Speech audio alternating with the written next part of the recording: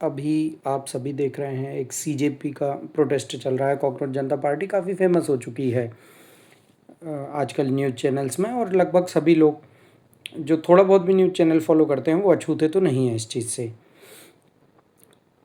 अभी तक मैं देख रहा था, लेकिन एक राजनीतिक विज्ञान के स्टूडेंट होने के नाते और साथ साथ में अपने पारंपरिक मूल्यों के साथ जुड़े होने के कारण भी पिछले कुछ 2-4 दिनों में मैंने कुछ चीज़ें नोटिस की। अन्य जगहों से ऐसी चीज़ें आ रही थीं, और भी अन्य क्षेत्रों के हिसाब से भी जो जो बातें थीं मैं लगभग पढ़ रहा था। थोड़ा सा अगर इसके चीज़ों पे गौर करें तो आप देखेंगे कि कॉकरोच जनता पार्टी सीजेआई के एक बयान के बाद अस्तित्व में आई। पेपर लीक का मामला चला। जो सीजेआई का बयान था वो मुख्य रूप से था बेरोजगारी को लेके। फिर मामला बन गया पार्टी का कि जो नीट का पेपर हुआ था उसके कारण शिक्षा मंत्री को इस्तीफा देना चाहिए। अब सीजेपी ने क्या किया कि पुणे से आंदोलन चलाया, सब जगह होते होते भारत से, और दिल्ली में जंतर मंतर पे धरना पे बैठे।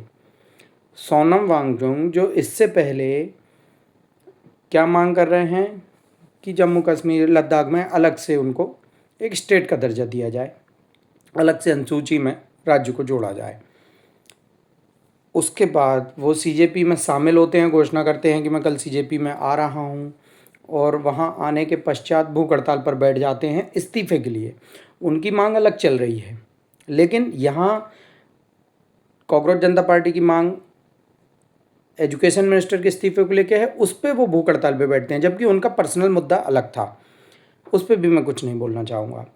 लेकिन समझने वाली बात यहाँ जो है कि कुछ लोग कहेंगे वो वैज्ञानिक है, वो यहाँ पे तर्क वैज्ञानिक वाला नहीं है।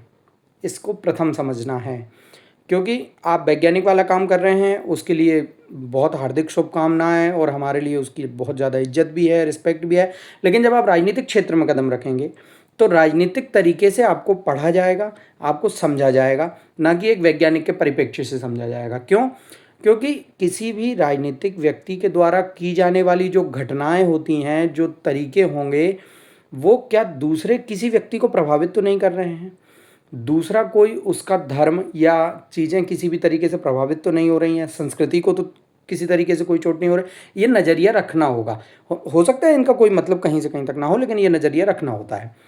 अब यहाँ पे आजकल चलने लगा है सीजेपी को, जब मैं प्रोटेस्ट को पूरी तरीके से देख रहा था तो उसमें कुछ लोग ये भी बोल रहे हैं कि धार्मिक मुद्दों पे चीज़ें आजकल बढ़ गई हैं, ये हो गया। तो देखो, अधार्मिक मुद्दों पे भी फिर चीज़ें नहीं बढ़ा सकते आप ये डिसाइड नहीं कर सकते कि धार्मिक शिक्षा स्कूलों में नहीं चलनी चाहिए, जैसे ये डिसाइड नहीं किया जा सकता कि धार्मिक शिक्षाएं स्कूलों में चलनी चाहिए।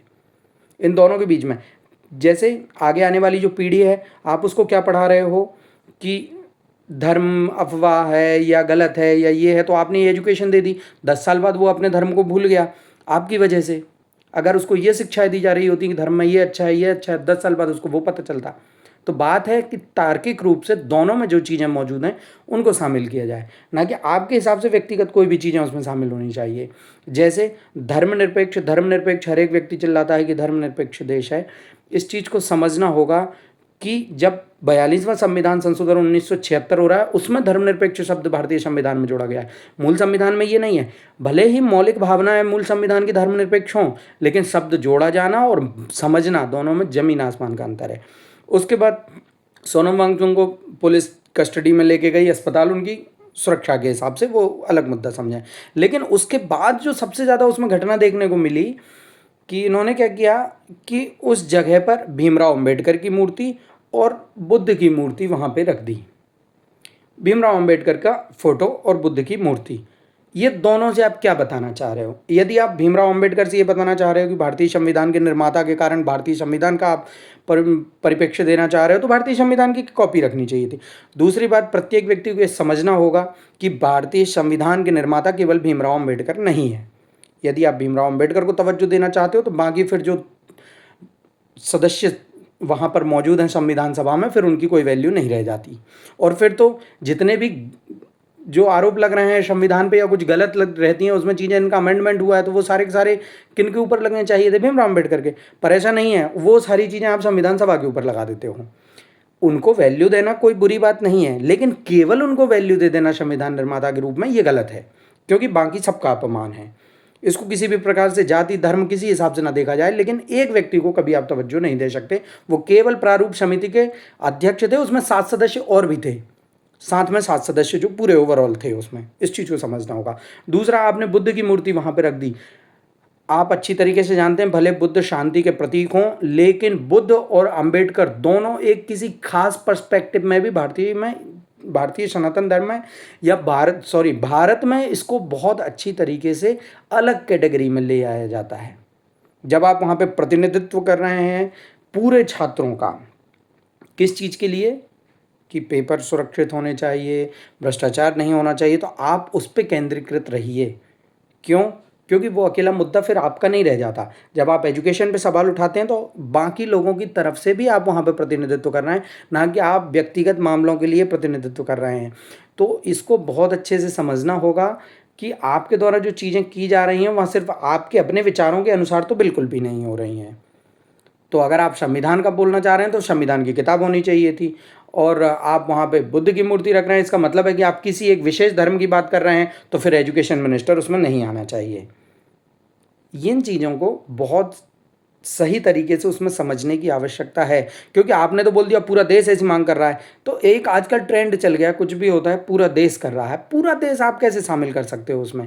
पूरा देश क्या चाह रहा है? 70% जनसंख्या किसी चीज़ को चाह रही है, तो इसका मतलब नहीं है पूरा देश चाह रहा है। मैं कह रहा हूँ कि अगर 98% भी जनसंख्या किसी चीज़ को चाहती है तो भी पूरा देश नहीं चाह रहा है उस चीज़ को। 2% जो लोग हैं वो अगर नहीं के पक्ष में हैं तो वो चीज़ नहीं है, वो हाँ के पक्ष में नहीं है। इस चीज़ को बहुत समझना ज़रूरी है। राजनीतिक मामले जितने होते हैं उनको इसलिए इतना बारीकी से पढ़ा जाता है कि उनका बहुत लंबा प्रभाव होता है। वो ऐसे आज का मामला नहीं है कि आपने इस्तीफा मांग लिया या चीज़ें हो गई या जल्दबाजी में हो गई, इनका कोई मतलब नहीं है।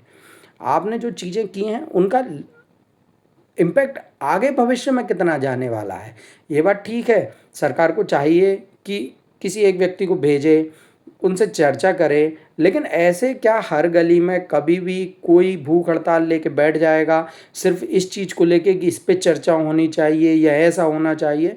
ये कहीं ना कहीं, और ठीक है, या तो आप उस मुद्दे पर कायम रहें, उस मुद्दे को शुरू से पहले दिन से उसी मुद्दे पे बात हो कि हाँ ये होना चाह रहा है, लेकिन आप क्या कर रहे हो, बाकी सारी ऐसी चीज़ें भी उसमें दिखाई दे रही हैं जो उस मुद्दे से पूरी अलग हो रही हैं। जैसे मैं स्पष्ट बार बार फिर वही बोलूँगा कि बुद्ध की मूर्ति और एक खास व्यक्ति के फोटो वहाँ पे उपस्थित होना आपकी वैचारिक पृष्ठभूमि, आपकी विचारधारा, आपकी सोच, इनको भी स्पष्ट रूप से दिखाता है। क्योंकि आप वहाँ पे सभी छात्रों का प्रतिनिधित्व कर रहे हैं जो नीट से प्रभावित हैं या अन्य जो भी आप परीक्षाओं के बारे में बात कर रहे हैं, तो इसको भी इसमें समझना होगा।